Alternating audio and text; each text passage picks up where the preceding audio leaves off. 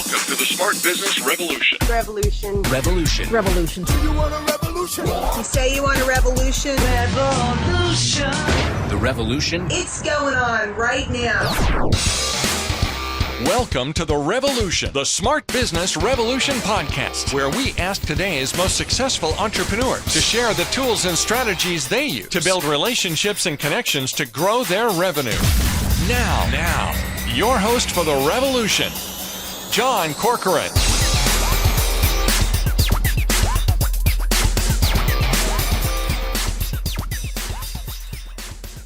All right, welcome everyone. John Corcoran here. I'm the host of this show. And for those of you who are new, go check out our archives. We've got all kinds of great interviews with CEOs, founders, and entrepreneurs. Particularly recently, we've had some great ones. We've had Quicken, we've had Grubhub, we've had Redfin. In the past, we've had Netflix, Kinko's, YPO, EO, Activation Blizzard, Lending Tree. And I'm personally also the co-founder of Rise 25, where we help connect B2B business owners to their ideal prospects. My guest here today, Rick Girard. He helps entrepreneurs and startup founders to eliminate bad interviewing by building a value-driven interview process that produces concrete evidence to support each and every hiring decision. What does that mean? It helps you to hire better people with a better process. He's also got a new, interesting software-based startup that implements some of these principles, which sounds really powerful. I'm excited to see where it goes. He's also the founder and CEO of Stride Search, which is an engaged search firm and has 20 plus years of experience with hiring and recruiting. So I'm excited to talk to him here. He also is the author of the book, Healing Career Wounds. And he's also the host of the Hire Power radio show and podcast, which you can check out as well. And of course, this episode brought to you by Rise 25, where we help B2B businesses to get clients, referrals, and strategic partnerships with done-for-you podcasts and content marketing. And if you want to learn more about how to do it, start a podcast like Rick and I both do. Big fans, rise25.com. Lots of resources up there for you to check out. All right, Rick. So let's start at the beginning. I asked you, this is hilarious. You must be a real open book, because I've interviewed so many entrepreneurs and asked them about, what were you like as a kid? Did you, have a lemonade stand or something like that? And I swear to God, about 50% of them say, well, yeah, I did that. And I also sold weed in high school, but I don't want to talk about that. And you said, well, at one point I sold weed. And I was like, can I talk to you about that? And he was like, and you're like, yeah, it's legal now. Yeah, why not? I mean, for a short stint, I had a crazy aunt who apparently had really good weed. I didn't even smoke weed at the time, really, but all my friends wanted to buy it. And so I was like, there's a money-making opportunity here. So why not? I didn't expect that it was going to come from a family member. So you had an aunt that was your was your dealer. Wow. Well, no. She wasn't really, that's the thing. She wasn't like a dealer or anything. She just grew like her backyard. Yeah. I don't know where she grew it. I don't know. She just had crazy good weed back in the day. Yeah. On her 400 acres in Sonoma County. No, could be. I don't know. Allegedly. Allegedly. Did you learn any entrepreneurial lessons from selling weed? I mean, I think I learned a lot of entrepreneurial lessons. I mean, like supply and demand is the first thing. I mean, I don't have very much. And by the way, it was funny because I would sell it in I get other people to sell it for me because I wasn't really comfortable taking the risk. So for me, it was kind of like, well, okay, I'll buy it and then I'll sell it to you and you can disperse it but or what I was doing was just hooking them up and then taking my piece off it, my cut. So I was kind of, hands and you said you actually were inspired by Tom Sawyer, who famously, I can't remember if it was Tom Sawyer or Huck Finn, but famously got someone else, I forget who it was, to whitewash the fence for them, right? Yeah. Yeah. So you got all those kids too, and they paid him to do it too, right? Right. So it sounds like Mark Twain, icon of American literature, was your inspiration for how you sold weed. I mean, honestly, I didn't realize it at the time, but thinking back on it, probably. Yeah. That's great. So tell me a little bit about this, where the aha came from for this idea that we don't hire well enough and we don't integrate our core values. So companies have core values, and famously, so many hires don't work out. We don't hire the right types of people that don't embrace our core values. And for you, it was actually, there was an interview where one of your clients spent 45 minutes talking with an applicant about baseball. Sounds like didn't do a great job of asking any other questions, and then wanted to hire that person. Yeah, that was one of my aha moments that really made me realize that this is a problem that needs to be fixed that nobody's tackling. I mean, the answer has always been more people in the funnel and hopefully somebody comes out the bottom. But I mean, you got to ask yourself what's coming out of the bottom of that. It's not the top performers. And as a recruiter, it always comes back at me when a bad hire is made. And I just got tired of that. So, I did have a candidate. It was like a VP level position of all things. I was talking to the CEO of the company and I said, hey, tell me about the interview. How did it go? And he goes, oh, it went great. We talked about 45 minutes about the Oakland A's.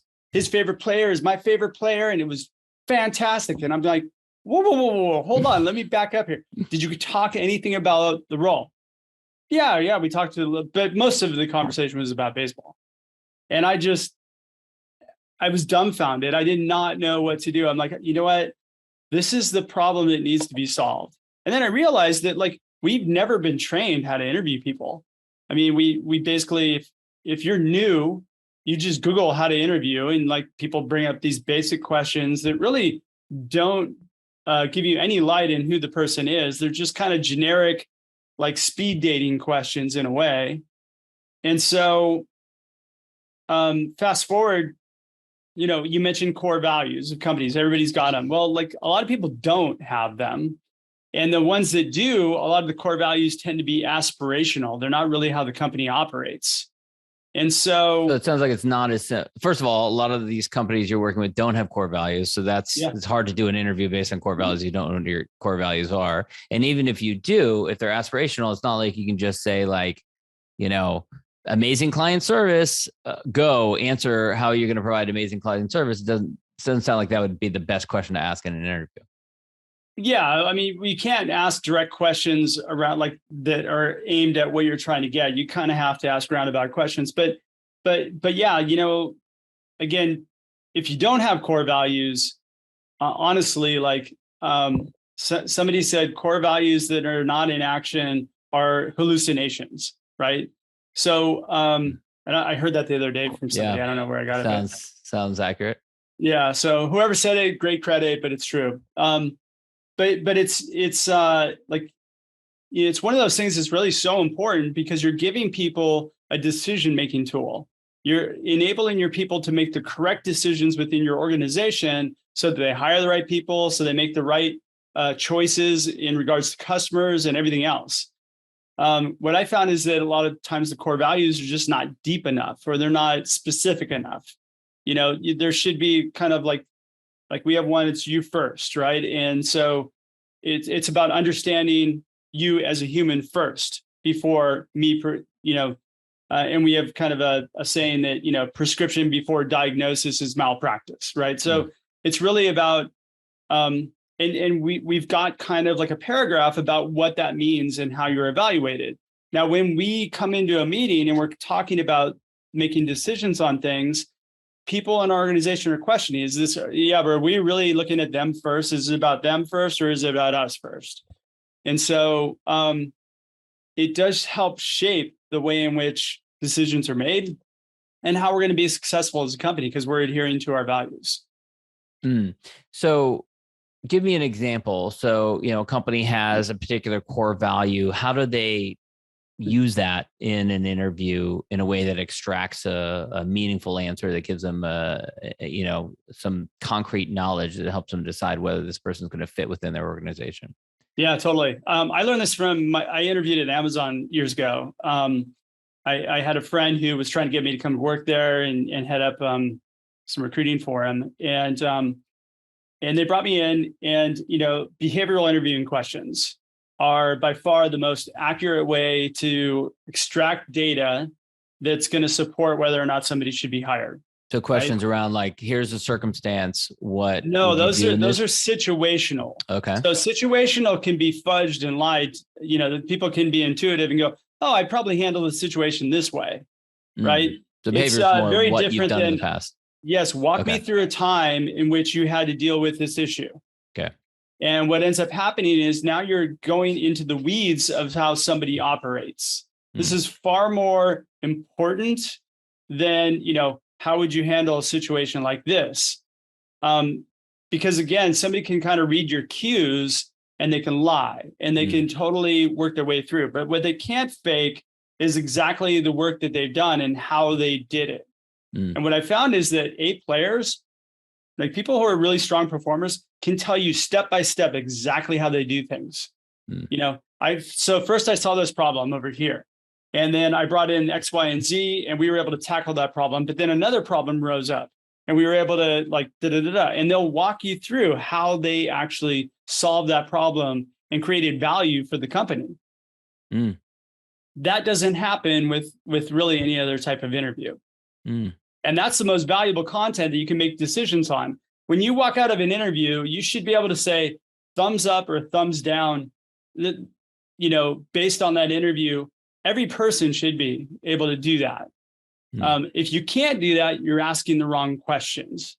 Too many times I've been sitting in debriefs where they go, I don't know. I mean, I kind of like the person's vibe. They have great skills. Let's just give them a shot. Right? You're better off just walking into the interview, flipping a coin and going, heads you're hired, tails you're not. Yeah. Right. So let me ask, so if you have a company that has a core value of, constant learning, I'll use one of our core values. So one of our core values is how to continue learning. Yeah. So then is what you advise that each interview question for each of those core values should be a behavioral question around that. So tell me about a time when you didn't know how to do something within your last role and you had to learn how to do it. Like, would that be a good example? So your key thing would be content learning. What are the measurables behind that? So like I break it down into what are measurables, like what are the attributes that people possess that display that behavior, right? So it might be learning, right? So you might say something like, tell me about the last thing you taught yourself. Right? Yeah. And then let them start to get into it and tell you about that experience. Right. And one person might say, I can't remember the last thing. And the other one might say, actually, I decided that I really wanted to learn trombone. And so I taught myself last month. Yeah. Okay. Wow. That's really interesting. Tell me more. How'd that work? Yeah. I mean, I went on YouTube, or I hired a trainer or whatever. Exactly. Yeah. First I was watching, the symphony, and I was watching these people. I got really inspired. And then I went on YouTube and I saw like there's these 3 people that teach trombone. And so I went and I rented a trombone for a little while to see if I would like it, brought it back. I committed myself to doing lessons for 2 hours a day, every day. And, so you see a progression of commitment that they put into it. Yeah, that's really cool. And that's all really good evidence. That tells you how somebody's going to operate within your company. That's far more valuable than, do you have 3 years of this and 4 years of that? Tell us about now, first of all, I want to ask about the book. What inspired you to put this all down into a book? Actually, let's start with the book first, and then we'll talk about the software. So, so you decided to put it into a book. There's so many books that have been written about hiring. What made you feel that there weren't enough, or that you had to put this out into the world in a book? So first off, there's a million books about hiring, but very few books about interviewing. And so the main reason was I don't scale, and I'm super passionate about startups and startups succeeding. And since I don't scale, and there's millions of startups out there, the easiest way to kind of get my message out there and give people the tools that they can be successful on the hiring by owning the interview was to write the book. And, so the book's called Healing Career Wounds. And the idea behind it is that's the punchline for how you land superior talent. That's a punchline on how you attract really stellar people. If you can heal their career wounds, then they're gonna forego like the money, because you're giving them a lot more value of what it is they're looking to get out of their career than where they are now or whatever anybody else can give. Like career wounds, like previous career stops that have there's statistics out there that like almost 70% of people that are in roles are disengaged. They're like, they might be right person, wrong seat. They may be wrong person, wrong seat. Who knows? But they're just not fully engaged in the work they're doing. And as a recruiting professional, like I call people all the time and I recruit them. And, the biggest thing that I hear is, yeah, you know what? I don't really have a place to grow. I'm bored of the work that I'm doing. Just the content's I want to work on something else. I want to be able to do that. I can't do that here. I'm in a position that's limiting. I might have a bad boss or, some changes corporately that happen. It's usually growth, leadership, and content of the work. Those are the big three that I see. And sometimes it's a combination of all three. And so, again, high performers aren't actively out there looking most of the time. So if I can identify kind of what their challenge is and match it with what your opportunity is, then it becomes a much easier reason for that person to make a move to your organization. What have you said to finish your thought. And then what have you said to your clients in the last couple of years? And we're recording this in October 2022, and there's definitely kind of a downturn in the market. People are predicting a recession, but over the last 3 years or something, it's been a very competitive marketplace. There's been the great resignation people are talking about, a lot of people changing. I'm sure you've had some clients who said to you, "Oh, Rick, this is all right and good. That's cool that you have this system and everything, but we're having a hard time getting people. We can't mess around with really hard, challenging hiring process. We just need to get people." What have you said to them about that? Yeah, you're not going to get people. So like, the current systems that people use are set up to basically screen out the top 10% and the bottom 10%. So you're not getting the high performers that are joining your company most of the time. You're probably, if you're like most companies, you're posting on Indeed, you're putting up your little hurdles so that, like you got to do this, you got to do these things before we'll talk to you. And by the way, we're not in a market where like those hurdles really are effective, like in attracting really strong talent. Most strong talent are going to be like, no, I'm not going to go do that. I don't even know who your company is. You're not Amazon. You're not, you're XYZ Corporation. I've never heard of you and I really don't care. And so the attitude has shifted quite a bit. And the high performers are like, well, you know what? I'll just kind of wait until the right thing taps me on the shoulder and I'll go to that. So people peace out real quickly. And, you're also in a position right now too, where there are companies that are kind of scaling back a little bit and they're getting rid of their bottom performers, right? So you're going to have a flux of people that were wrong person, wrong seat that are out there, but they may or may not be right for your company. But they obviously weren't right for that company for whatever reason, right? And so now it's even more critical that if you are hiring, that you get A players on board, because it's going to keep your high performers engaged. If you start down hiring, that's where it becomes very dangerous, because it drives out your top performers, and then your other people that join who aren't as productive as everybody else start down hiring even more. So then, the demise of your company could potentially happen at that point. So as to the point you made about hurdles, putting up hurdles. So, requiring people to, do a test when they apply or fill out a lot of information or stuff like that. Sounds like you're not a fan of doing those things. No, not at all. Okay. No, not at all. So it sounds like active recruitment of A players is what you're advocating. But I mean, look, you can still get great people off postings. I made a placement a few months ago off of a posting from LinkedIn. So it's like, it does happen. You just got to be able to post in the right place. And, the way in which you post, the way, keep in mind that as you post a job, it's a marketing doc. So, treat it like it's a marketing tool as opposed to like, you must have this. And, most job descriptions are just terribly, compliant focused, and they don't attract talent by any means. So what is the the way to articulate those posts? What are some of your tips behind, articulating in a marketing way the posts that you put out there that's going to attract the A players? Well, if you think about it, who do you want to get? Right. So to me, if I'm posting, I want to get that person who goes home late, like on a Thursday night, and goes, God, I should just see what's out there. Like, just check out what's on the market, not really looking, but, just passively looking. And there's a lot of people who do this, right? So I want to capture that person. So how do I capture that person? Well, first I need to identify, I need to identify with them. I open up with like, hey, look, you're probably feeling like, you're in a place where you're stuck, or, you can't really grow, or you're feeling underappreciated or something like that. Because I want them to understand that I understand them.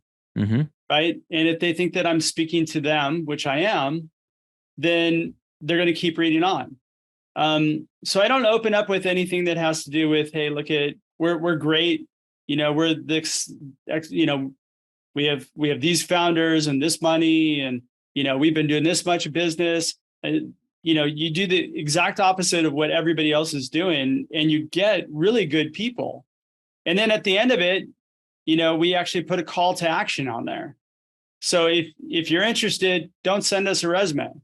Answer these 3 questions and send me an email. And the people who are engaged at that point are the ones who think about it. They send an email with some well thought out answers. And those are the ones that you end up hiring. And you just kind of put a filtering system in place that made it really easy for you to attract people. You want to attract the people that are going to thrive in your environment and repel the people that are not. I want to ask you also about how you got the forward. So there's a great story. You got Gino Wickman, who's the author of a number of different books, best-selling author of Traction. I got one of his books right here. He's had tens of thousands of businesses that have gone through his EOS entrepreneurial operating system, EOS. Lots of fans. You cold called him and got him to write your introduction to the book. That's so amazing. Yeah.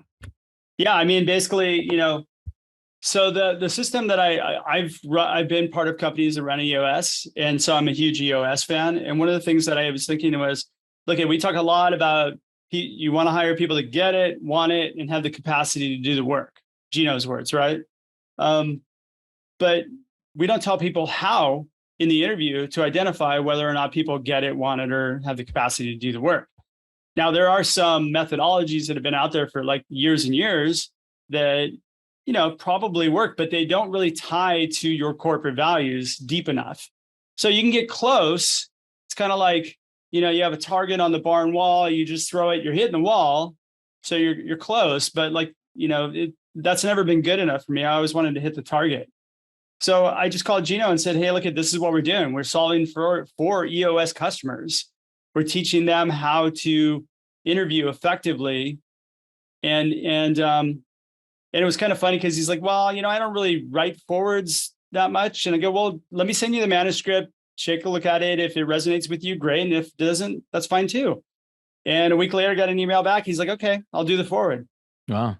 So I was celebrating, my wife and I were like, let's go have steak. We don't even eat meat. That's funny. I didn't ask you this at the beginning of the interview, but I'm fascinated by kids who grow up with parents as entrepreneurs, maybe in part because I'm a parent. And so I think about these things, but you grew up and your father was an entrepreneur. Talk a little bit about what he did and how that influenced you for good or for bad. So I think my dad was more, so I don't know if he was really an entrepreneur. He was more of a really good salesman that worked for himself. So he was kind of like more of a solopreneur. And he went from, it was kind of funny because when I was a child, he was like a pool man in Beverly Hills. And I remember like going in I'd go with him on his route because I wanted to earn money. So like he had me hose out filters and stuff like that. And he did these enormous. Like, actually, Kareem Abdul-Jabbar was one of his clients at one point. And then he kind of sold that business and decided to go into like be a used car wholesaler, which to me like was the most fascinating, and kind of demoralizing business in the world, because you're like sending, you're begging for cars to buy cars. And you're buying groups of cars and selling them to car lots? Yeah. Okay. Yeah. So he'd buy cars from dealerships, mainly trade-ins. And he had a couple dealerships that he worked with really closely that would sell him all their cars and stuff like that. And then he'd turn around and sell them. And then he'd employ like all of our friends, like as we were growing up, to either detail the cars or like move the cars to different locations. Like he'd already have some sold, and he was dealing like pretty high volume and some cash buyers and some other things. So it was kind of an interesting business. I got really tired of driving the cars around. So I remember I was like, oh, well, let me detail the cars for you. And we had this neighbor across the street who used to own a car lot. And he saw me like detailing with the, the buffer and stuff. He goes, you're nuts. He goes, let me teach you a little trick. He goes, get WD-40 and spray it on the car and wipe it over. He goes, makes paint shine. Really? So he cut down our time to like, we'd spend like 2 or 3 hours on a car. We cut it down to like 20 minutes. Nice. That's funny. We never let my dad know that one. He'll probably hear it on this. What did you learn about sales from him? God, he was just persistent, and that guy could sell an ice cube to an Eskimo. Like, he was in a transactional, like he used to say that too. That was his saying, but he was in a transactional world. It's all about kind of, I'll do a favor for you, you sell me the cars. And so by watching him, I learned, just how to have tenacity and not take no for an answer and keep going until you get what you want. Yeah. Yeah. That's a very different switch to go from pool sales to wholesale car sales. That's a major change. Oh yeah. Yeah. From being a pool man. Like he was, man, yeah. He was like, he was the guy doing the pools. Skimming the pools and doing all the work. Yeah. Yeah. It's funny. I grew up in Southern California and Calabasas area, and a lot of kids would go into that. That was kind of like a very entrepreneurial area because everyone has pools. Everyone needs pools to be cleaned. Yeah. That's funny. I grew up in Agora Hills. Oh, okay. Small world. Yeah. There we go. We're neighbors. Yeah, exactly. And so tell me about, now you're a software entrepreneur because you're taking these principles and turning them into a platform. I played around with a lot of different platforms. We onboarded with Jazz HR, which is an applicant tracking system. Yeah. There's different platforms out there, some of which incorporate video and stuff. Talk about the vision behind it. Yeah. So, there's a gap in ATS systems. Basically, all it does is it tracks this, like the interview through. It doesn't actually run the interview. Yeah. So that was one of the things that I noticed was that, there are some tools out there that you can do. You can just use Zoom and you can conduct an interview, right? But there's nothing out there that kind of ensures that interviews that are being conducted without bias, without assumptions, and without personal motives, and gathering evidence. So I took a lot of the hiring operating system that I developed and essentially like put that into a platform combined with AI to ensure that that number one, giving people coaching to make sure that they're extracting the right data, but also, testing, hey, there's an inconsistency here in the data that you're getting. So we need to dig a little bit deeper. And so we just launched that 2 weeks ago. We're in beta, and we've got our first 10 clients that are working through our beta, and we got a wait list, which is great, of customers once we go live. And is it, I'm picturing kind of like a Cyrano de Bergerac type of thing where you kind of like have someone in your ear whispering, the AI is kind of saying like, oh no, ask this follow-up question. Is that kind of the vision behind it? You didn't dig enough here. No, it's kind of, it's not so much that. The questions are actually on like being fed to you on the video feed as the conversation is going. You're making a decision each question at a time. Yes, this is a thumbs up or a thumbs down. So as you go through, you're able to kind of check those boxes. We're capturing real-time data feedback so that, you're also taking notes and you're saying, hey, look at, this is what the person said. Here's where it aligns. Again, we're trying to get people in the mode of making decisions, not based on gut feel, because gut feel is wrong most of the time. We tend to hire people that we like personally, but might not be a good fit. Yeah. I've done it a million times. I've hired people that I was like, you do jujitsu, I do jujitsu. We should work together, because we have a commonality, and that's just wrong. I mean, that's a benefit if you guys enjoy those same things, but as long as they align with your core values of your company.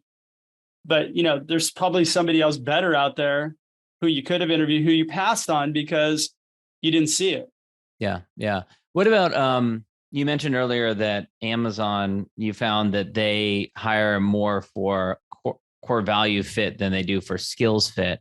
Yeah. What is the breakdown between those two? In other words, how much should employers think about fit for skills and fit for core values? Is it 50-50? Is it 70-30? Does it depend on the role? Yeah, I believe it's something like I haven't worked at Amazon, but like what I've read, I believe it's like 70% of the hiring decision is based on whether or not people align with what they call their leadership principles, which are, of course, are their core values. Yeah. And the other, and I've heard Bezos say it, that essentially you can teach people skills, you just can't teach people values. And, if you hire for values too, you don't have problems like diversity or inclusion or any of these other things that are hot topics right now, because, values kind of transcend every other, everything else. Yeah. You either have the values or you don't. It doesn't matter your skin color or sex or whatever else, right? Right. I remember I met someone who had worked at Amazon or was working at Amazon. He was at Amazon, I think, but I met him at a conference and he was talking about that Amazon has, I think, 14 core values. And I was like, 14 core values. Wow, that seems like a lot. Isn't it supposed to be less? He's like, no, we have 14 core values. And he's like, and I bet every single Amazon employee can recite all 14. And I said, prove it to me. And I pulled out a piece of paper, gave him a pen. I said, write them out. And he sat there and he had to think about them a little bit, but he wrote them all out, all 14. I was really impressed with that. Yeah. Yeah. I mean, they use it as a decision-making tool. I think their number one is customer obsession, right? So, and they ask you interview questions, and it's your responsibility to demonstrate that you are customers obsessed. Yeah. Yeah. And, it's funny now, there's all kinds of people out there coaching all this for you. So okay, you're going to get this question. This is how you answer it. Right. Yeah. Well, this has been great, Rick. I want to wrap up with the question that I always ask, which is my gratitude question. I'm a big fan of expressing gratitude, especially to those who've helped you along the way. Yeah. A lot of people will tend to mention family and friends, and that's fine. But I also love to hear about, peers and contemporaries and maybe other recruiters who've helped you along the way. It sounds like you learned a lot from your dad. You learned a lot from Gino. Who would you want to acknowledge? Gosh, what? Actually, my first kind of real boss that I had was a guy named Chuck Peloso. I did a stint where I was wanting to be a professional photographer, and he had a studio. And, he was probably the most fair and fun boss that I ever worked with. And I just remember he left a lasting impression on me from the perspective of I wanted to emulate him as I became, a leader. Interesting, the lasting impact that has for you, even though you haven't been a photographer, you're focused on your business career. Yeah. That's great.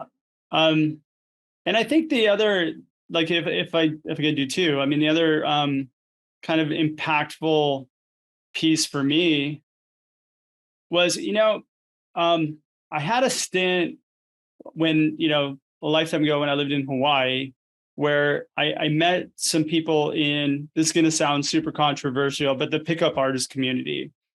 Mm-hmm.